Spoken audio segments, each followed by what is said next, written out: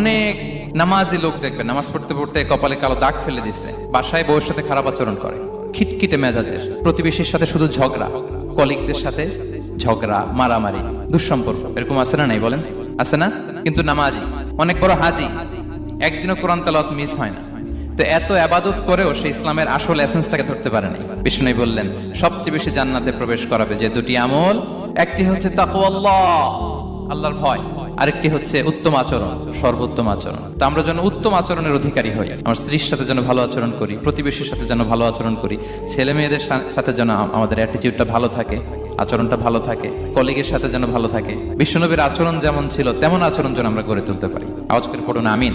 সুনানে আবু দাউদের এক বর্ণনা বিষ্ণু ইসলাম বলেন, খুব চমৎকার একটি হাদিস, মনোযোগ দিয়ে শুনুন। তিনি বলেন, আনা যাইনুন বিবাইতিন ফি রাবাদিল জান্নাতি লিমান তারাকাল মিরাআ ওয়া ইন কানা মুহিক্কান। আমি ওই ব্যক্তিকে জান্নাতের আঙ্গিনায় একটা ঘরের গ্যারান্টি দেই যে ব্যক্তি তর্ক করার